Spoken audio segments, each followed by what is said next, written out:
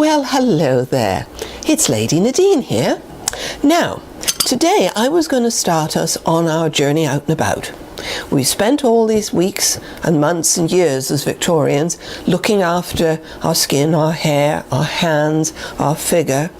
We've dressed ourselves properly and we're ready to go out and see and be seen. But today, I just had a sudden notion there was something I wanted to share with you. So we'll come to that next week. This morning, I was out walking with my little dog. I take a little walk with her every morning. I find it most beneficial. Then I come back, freshen up, ready, and it's out here to have my delicious cup of tea, which today is a lovely tea called Prince Albert. Now this is one we originally actually brought in just for Christmas, but it proved so popular we've had to keep it on all year round. It's a black tea, and just imagine all of the flavours and the tastes and the colours and the sounds of Christmas. Cinnamons, oranges, almonds, all of those wonderful flavours in a tea. Well, that's what this is. It's warming and it's cheering. But I actually don't need any cheering up today. I'm in a really good mood. Because when I was out, I met a lady. She was also out walking her dog. And we got chatting. And it turns out she'd been to my establishment here. Now, she is a confirmed coffee drinker, has done all her life. Her husband fluctuates between coffee and hot chocolate. Both of them felt tea was rather dull and boring. And so, they'd never bothered.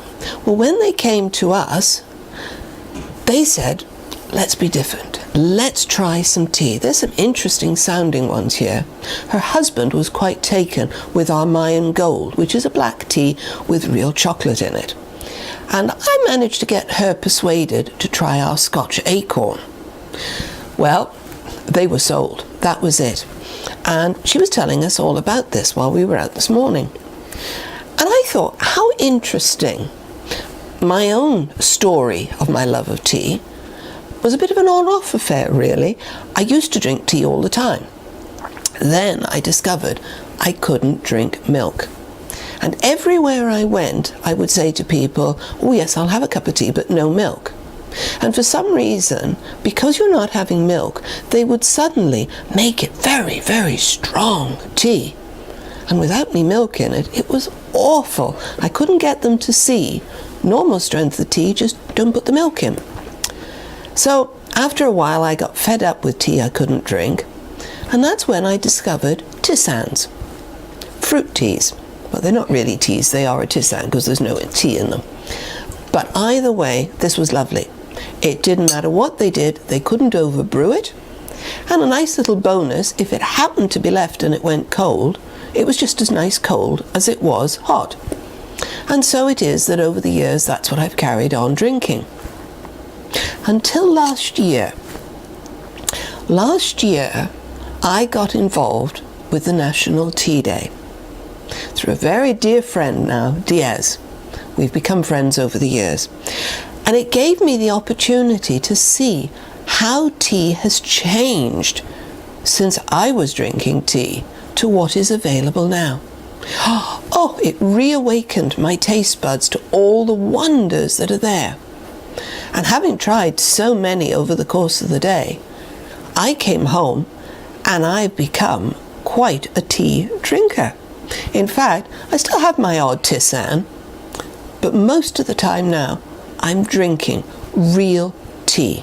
And I'm loving it. I'm back in love with tea. Now, that's just two stories. I've got a third to share with you. Some very dear friends of mine have come to us for a number of our soirees and murder mysteries and have thoroughly enjoyed themselves. And of course they've come here for various other refreshments and partake of our lovely tea menu.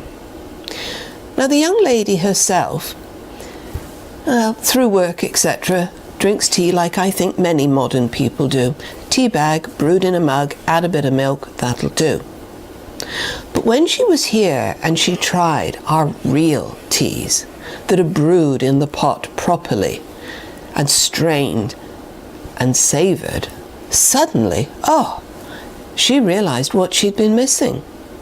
Her husband won himself a lot of good credit.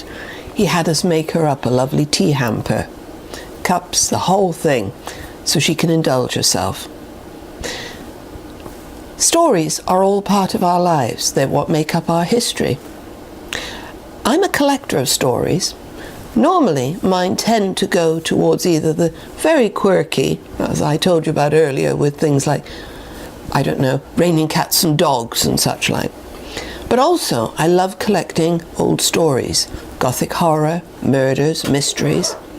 Of course, I get to use them here when I'm entertaining my guests at a soiree or Christmas time.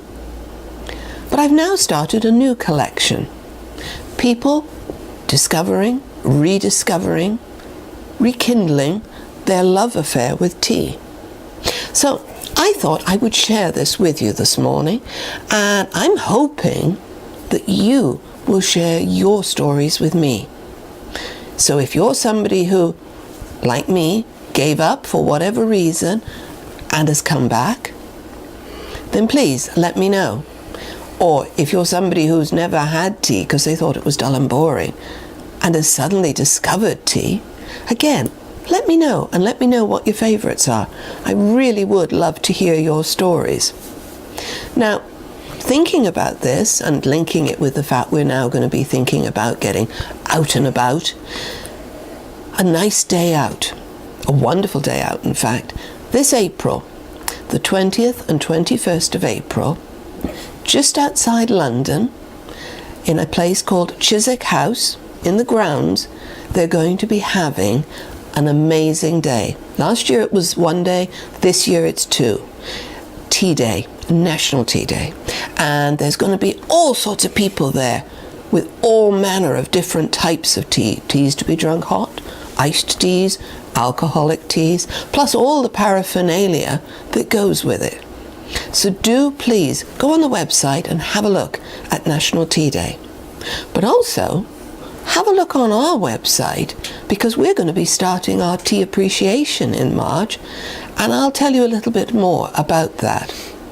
Now, to close, because I've got a cup of tea waiting here for me, one other thing, as part of our getting ready to go out and about, I want to just let you know some of the wonders that are available here in the Forest of Dean. So some of my days aren't going to be shared with my cup of tea here in the dining room. We're going to go out and about and see some of the sights, some of the places, some of the things that you can do when you come and stay in the Forest of Dean. It's a very undiscovered area, but I'm hoping this year you'll discover it, and you'll come and discover the wonders that are here at Aunt Martha's. So, go and have a look on the website for both Aunt Martha's and National Tea Day. Go and see the website for the Tourist Association. But most of all, keep watching my channel, share it, tell all your friends, and let's really enjoy and savour tea.